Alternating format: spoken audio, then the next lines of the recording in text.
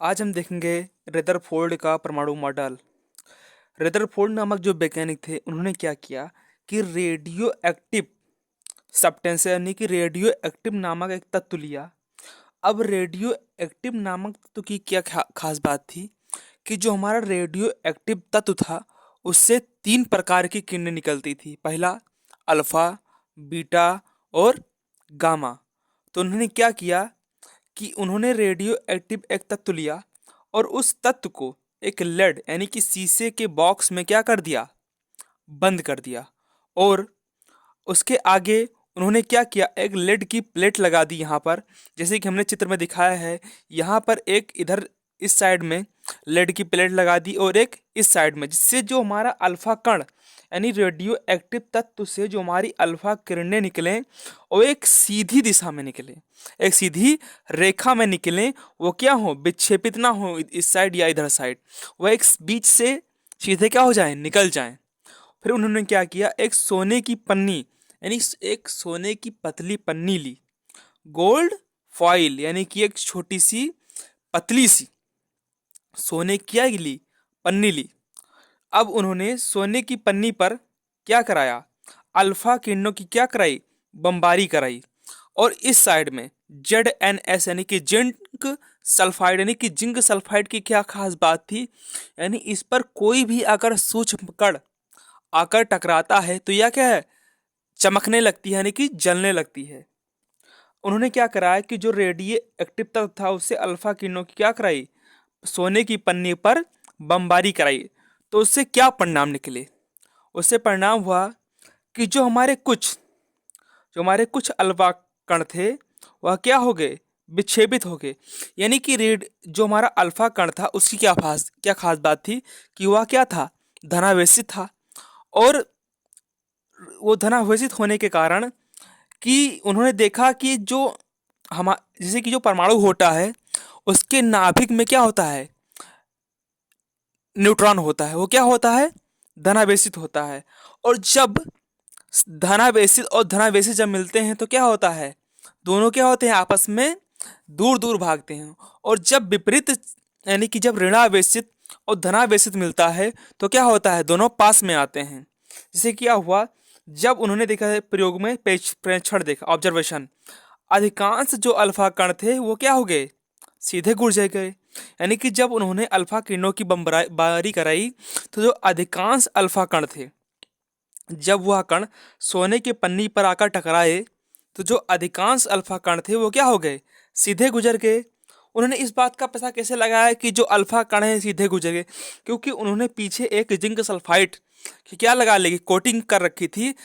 तो उन्होंने देखा कि जो जब अल्फा किरणों की बमबारी करा गई तो यहाँ पर वो क्या है, चमकने लगे। जिंक सल्फाइड की यही खास बात थी कि जब उस पर कोई भी कण आकर टकराता है तो वो क्या करने लगती है, चमकने लगती है। तो जब उन्होंने अल्फा किरणों की बमबारी कराई तब यहाँ पर वो क्या हो गए, चमकने लगे। तो उन्होंने देखा कि जो अधिकांश अल्फा कण थे वो सीधे गुजर गए।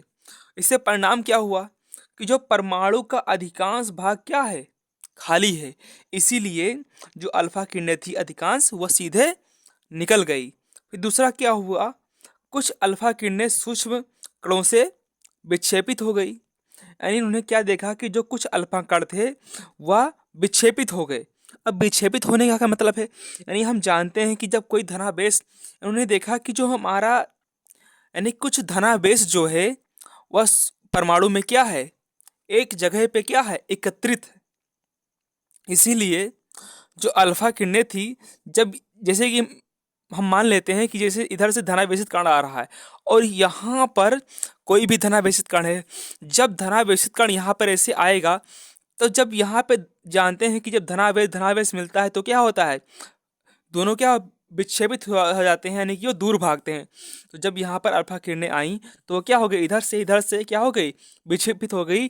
तो उन्होंने देखा कि कुछ यहाँ पर स्पॉट इसके बने, कुछ यहाँ पर स्पॉट बने और कुछ इधर और कुछ इधर किरणें चली आई। तो उन्हें इसका परिणाम क्या हुआ कि परमाणु में क्या है, धनावेश भी है। फिर तीसरा क्या है कि 13,000 12,000 या 8,000 में से एक अल्फा कण क्या है, वापस लौट आए। तो इसका परिणाम क्या हुआ कि यह धनावेश परमाणु में अत्यंत सूक्ष्म भाग में संकेंद्रित है। ये हमने दिखाया हुआ कि किस कम से कम एक अल्फा कण यानी कि 12,000 13,000 अल्फा कणों में से कोई एक अल्फा कण जो क्या हो गए, वापस आ गए। इसका यह परिणाम हुआ कि जो हमारा परमाणु है उसमें एक स्थान पर क्या है, धनावेश है। इसीलिए जब ये अल्फा किरणें जब सीधे जाकर उस पर टकराई तो वह सीधे क्या है, वापस लौट आई। यह है परमाणु मॉडल। और इस पूरे परमाणु मॉडल को उन्होंने क्या किया, एक निर्वात में बंद कर दिया। निर्वात मतलब क्या होता है कि जिसमें वायु ना हो। अब हमें यह बात समझ में आ गई है। जैसे कि जो रेदरफोर्ड थे उन्होंने इस सारे मॉडल को तैयार किया, तो इससे यह परिणाम निकला कि जो हमारा परमाणु है उसमें एक जगह पे धनावेश है और इलेक्ट्रॉन जो हैं उसके चारों ओर क्या है, चक्कर लगाते हैं।